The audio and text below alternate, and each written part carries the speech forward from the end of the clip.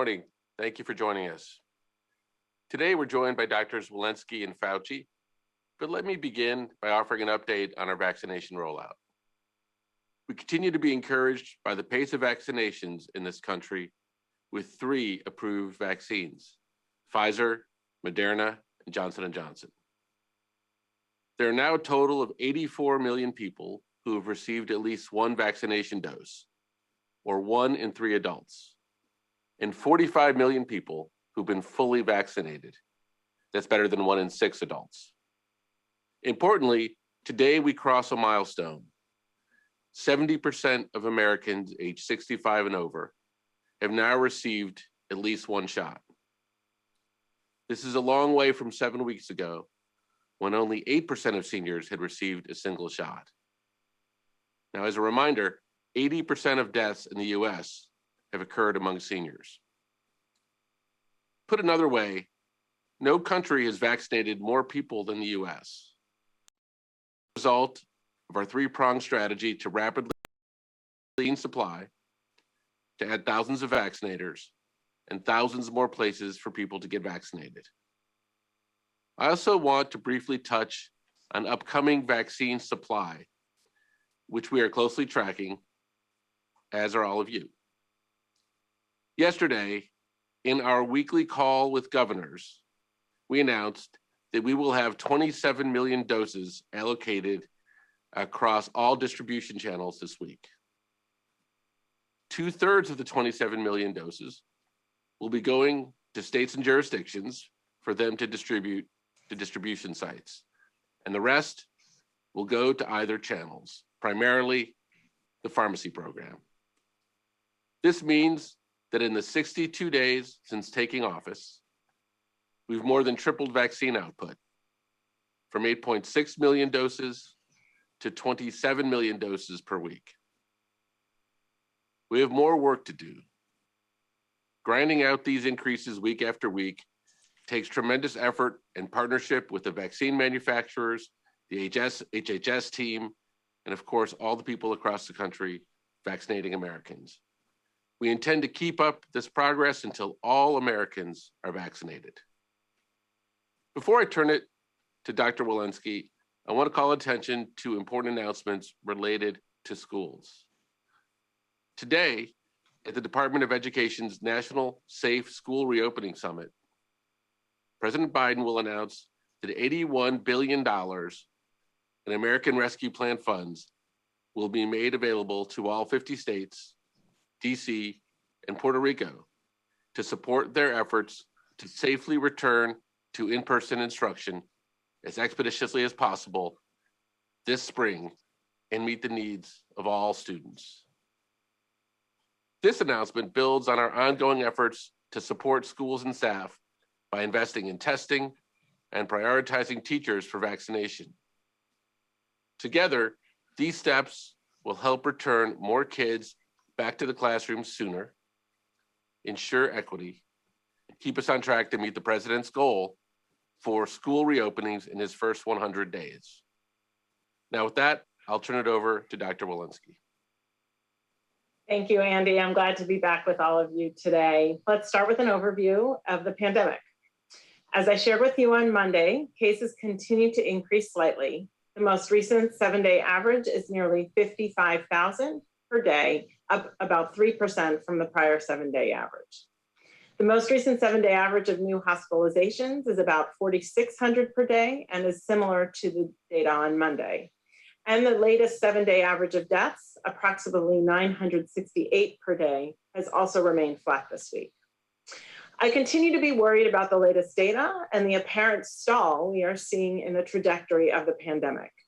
CDC is watching these numbers very closely. As I said on Monday, the decisions we make now will determine what the pandemic looks like in the days and weeks ahead. We've made such extraordinary progress in the last several weeks, and if we choose to invest in prevention right now, we will ultimately come out of this pandemic faster and with fewer lives lost. I've been so impressed by the pace of vaccination. By the way, so many Americans have embraced vaccination and have chipped in with their families and communities to help others get vaccinated. We are now vaccinating between 16 and 20 million people a week. And this means that we are closer to resuming activities we love to do with those we care about the most. This past year has been challenging, with many of us experiencing so much loss in so many forms. Our daily lives have changed, and we have had to learn new tasks like juggling jobs, childcare, and virtual learning. Numerous studies have found that the pandemic has had a profound effect on our mental well-being. Stress, uncertainty, fear, isolation, all can take and have taken a substantial toll. While we focus on actions to stop the spread of COVID-19, I want to remind you all that it is equally important that we raise up actions to help each other maintain wellness, well-being, and resilience. This applies to everyone, whether you are already vaccinated or waiting to be vaccinated. Please take care of yourself. If you have gotten out of your old welcomed routines this past year, like so many of us have, try to get back to those things that make you feel better, give you meaning, and help you feel connected, even if virtually. Connect with people, take a walk, safely connect with a friend, connect or check in on a neighbor. While you make sure you are getting enough sleep, eating balanced and healthy meals, and get regular exercise. Doing these simple actions can make such a difference in how we feel and how we respond to stress. Take breaks from the news and social media. While it's good to be informed, hearing about the pandemic all day, every day can be upsetting. Considering limiting the news to just a couple of times a day and disconnecting from screens for a while. We have other tips for improving well-being while staying COVID-19 safe on our CDC website, which I invite you all to look at. Of course, do get vaccinated when the vaccine is available to you. Doing so opens up even more opportunities to connect safely in person with others in small gatherings. I continue to hear of so many uplifting stories about friends and families being able to reconnect after months or even a year apart once they are fully vaccinated. This is what we're all fighting for: meeting your new grandchild for the first time, hugging a friend, having dinner with another family.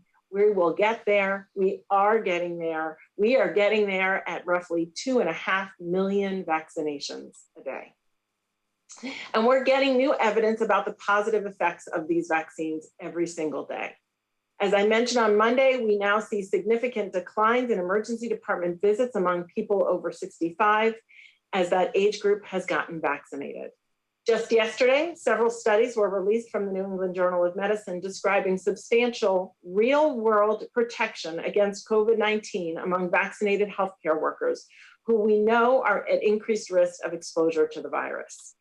These findings should be a jolt of hope for all of us and to serve as a catalyst for everyone to roll up their sleeves when the vaccine is available.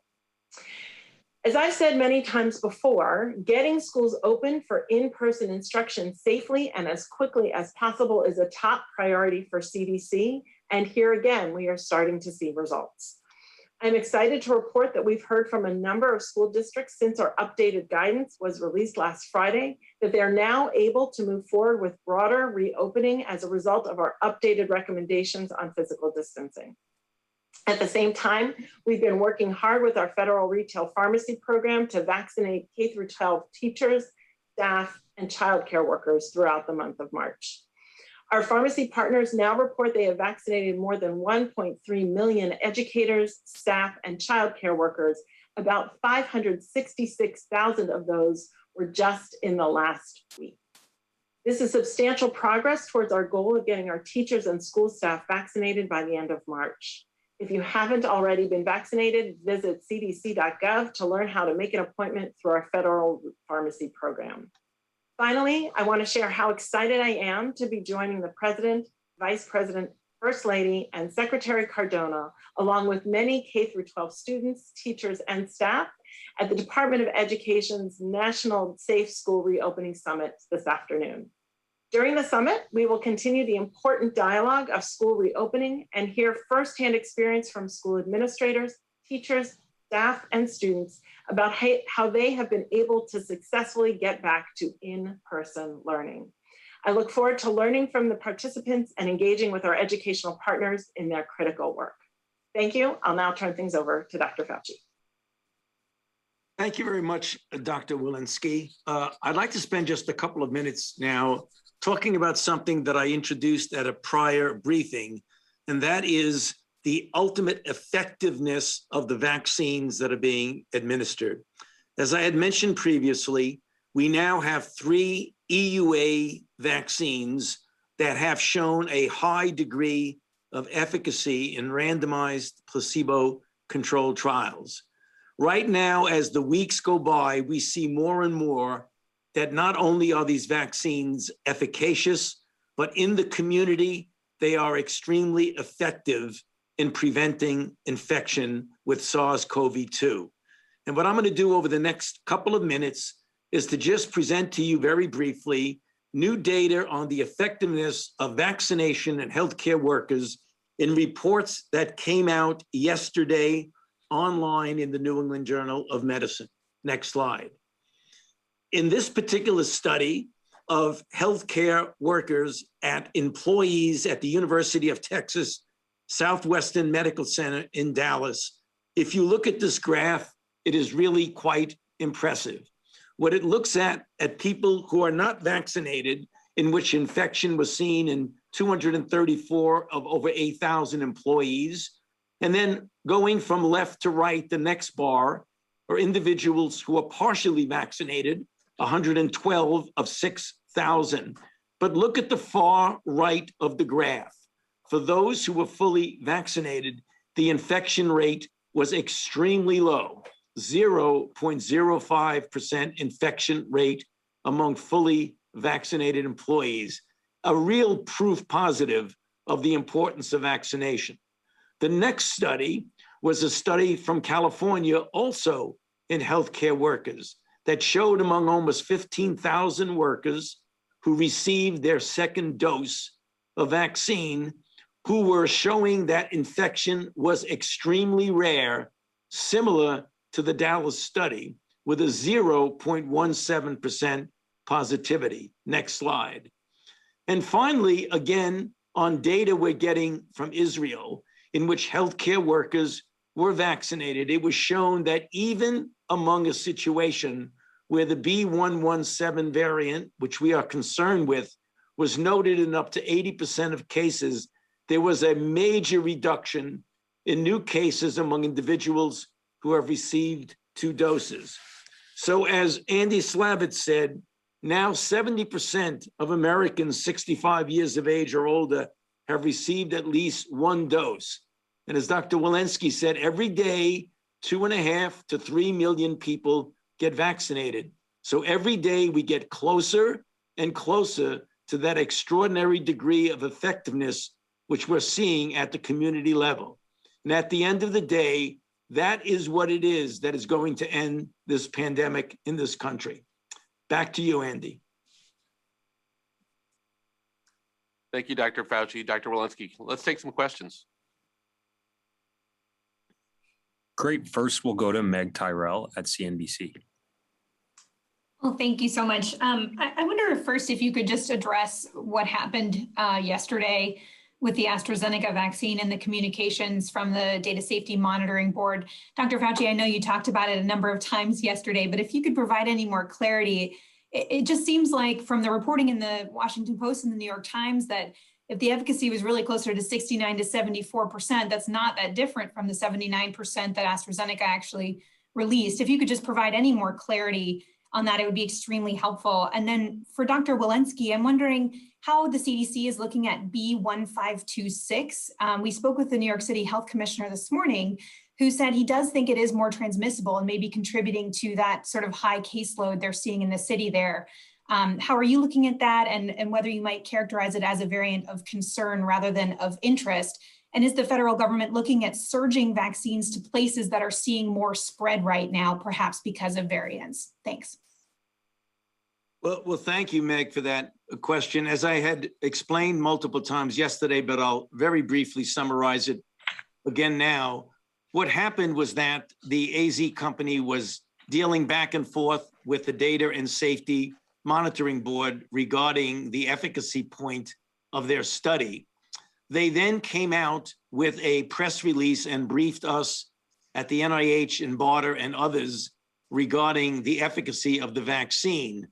When they came out with their press release, very soon thereafter, they received from the Data and Safety Monitoring Board with a copy to me and others that the Data and Safety Monitoring Board was quite concerned that the data that was reflected in the press release was not the most recent updated data that was more accurately reflective of what the vaccine efficacy point was.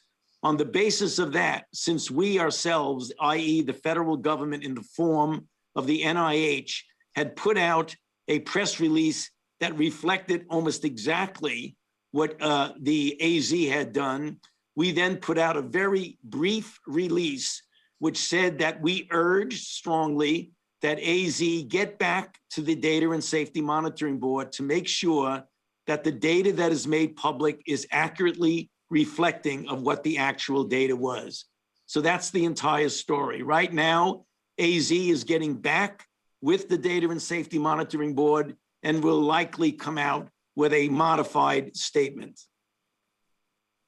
And maybe just to the B1526 discussion, yes, we're following this very carefully across the Northeast in New York, as well as in New Jersey.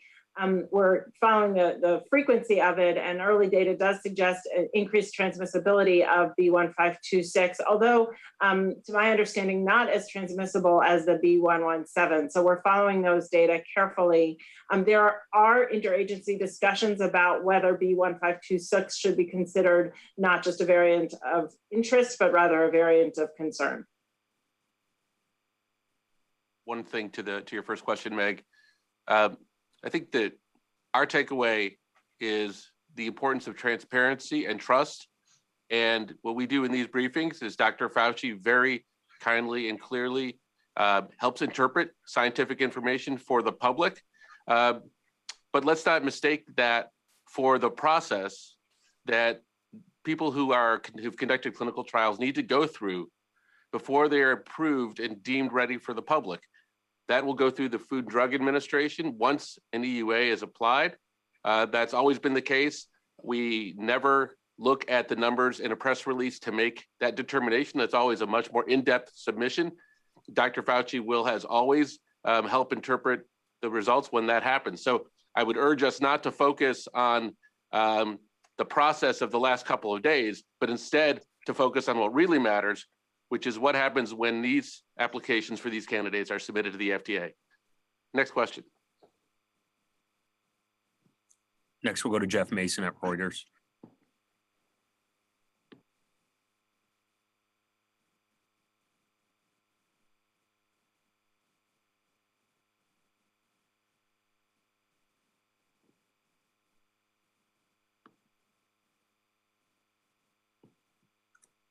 All right, Jeff, we'll come back to you. We'll go to Ricardo at the AP.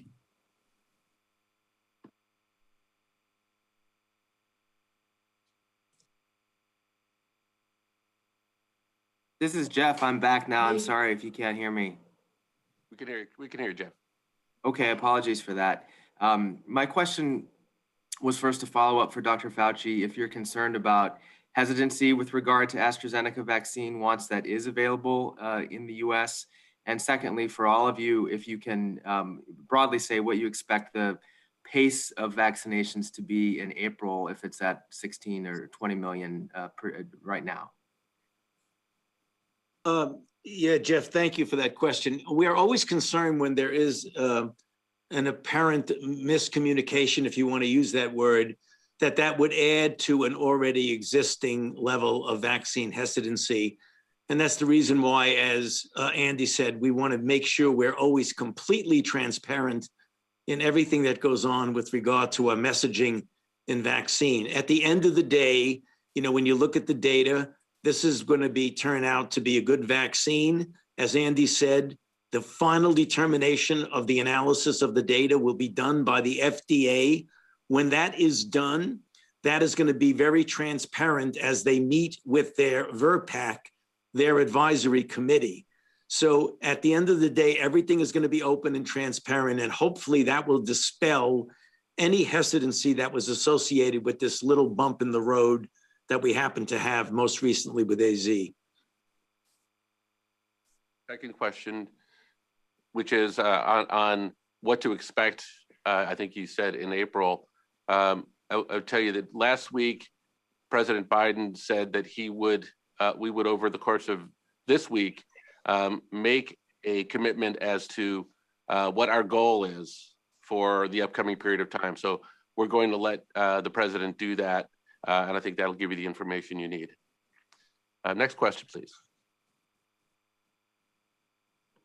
All right, let's go back to Ricardo at the AP.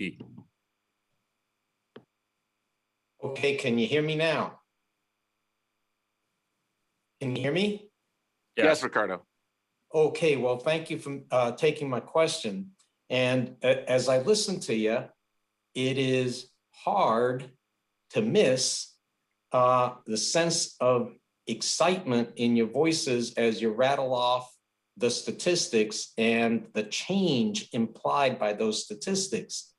And I noticed this even with Dr. Walensky, who is normally guarded.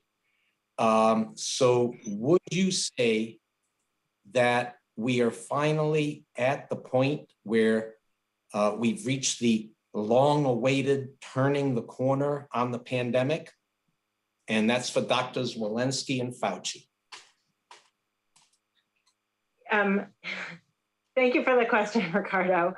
Yes, I am normally guarded. I remain guarded. Indeed, I'm enthusiastic about the pace of vaccination that is happening, about the early data that we're seeing, the changes in infection rates, the changes in emergency department rates. What worries me is that while we have, about 24% of the population who has received one dose and about 13% of the population that is fully vaccinated. What concerns me is the footage of what's happening in spring breakers, in people who are not continuing to implement prevention strategies while we get fully scaled up. We're at 13%. We need to be much higher than that to feel like we have adequate protection around this country. So the early data are really encouraging, and that's why I'm so I emphasize how we need to hang in there for just a little while longer, because we can see a time in the next couple of months where we will have a lot more people vaccinated and we will really be able to blunt infection rates.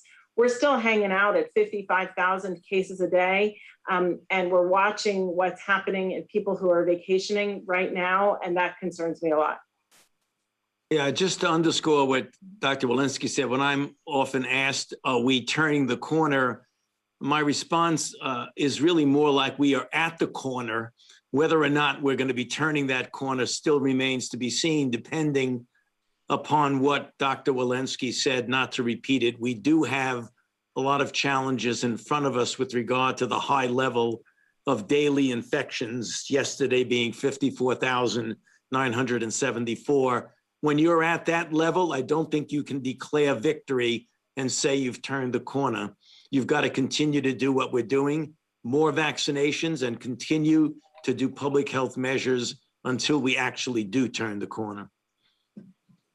Dr. Fauci, you can reiterate one thing that you was very clear in your presentation and your slides, which I hope is coming clear to the American public, which is that these vaccines are being proven to work.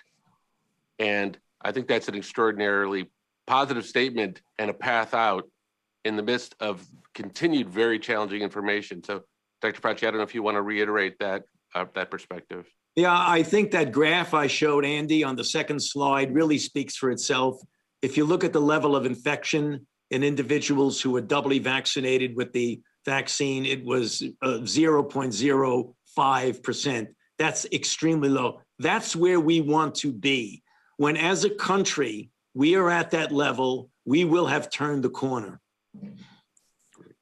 Great. Next question, please. Next, we'll go to Raquel at TV Globo Brazil. Thank you so much, guys, for this opportunity. Can you hear me? Yes. I have one question about the vaccination and another one to Dr. Fauci. Fauci, because the World Health Organization warned this week that the gap between vaccines in the arms of people in rich countries and the number of vaccines through COVAX is growing, becoming more grotesque every day, and it gives false sense of security in rich countries. Do you believe global inequality access to vaccines, or vaccine hoarding, if you want to call it that, could make the pandemic last longer? And Dr. Fauci, are you meeting Brazilian health officials this week? Do you believe the administration should let the AstraZeneca supply sitting here without approval go also to countries that most need it? And do you believe the world should send help to Brazil to also avoid a spillover in other places? Andy, you want to answer the first question, and I'll answer the second?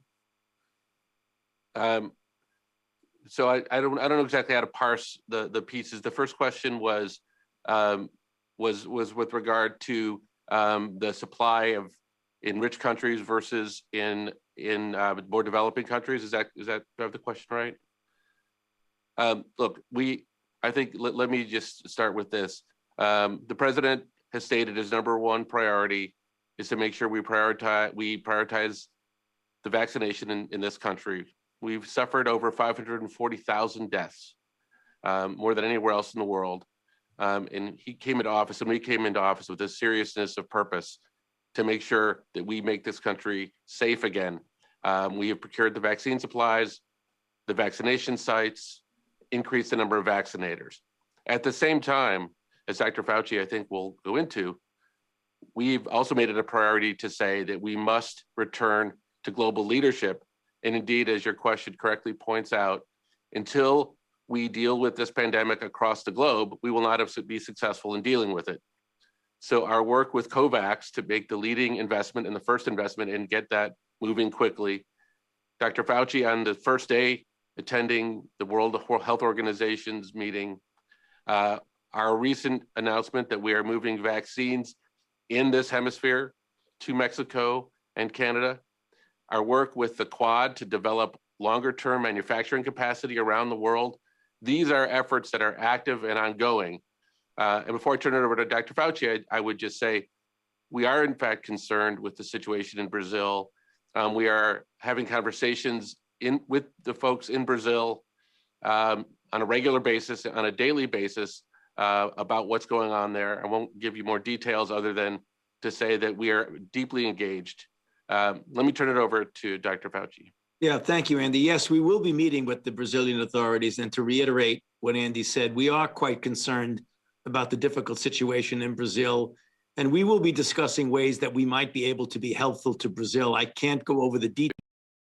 I'd like to wait to see what their presentation, how in the future we might be able to help them. But also, as Andy said, we really are now taking a very active role in COVAX. We now have a $4 billion pledge that we'll be doing. We're back in global leadership, which I think is really important.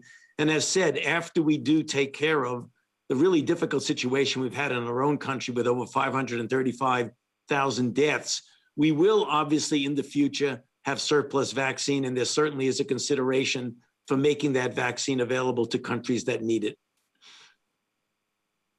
Next question, please. Last question will go to Kristen Shamus at the Detroit Free Press.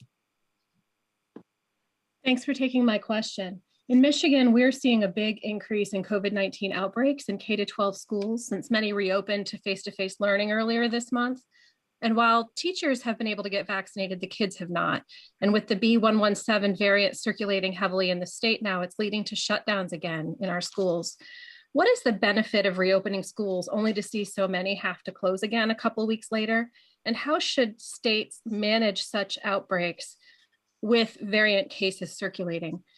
And is the 3-foot spacing rule in school districts and in states where we have heavy variant spread a good idea? Thank you. Dr. Walensky?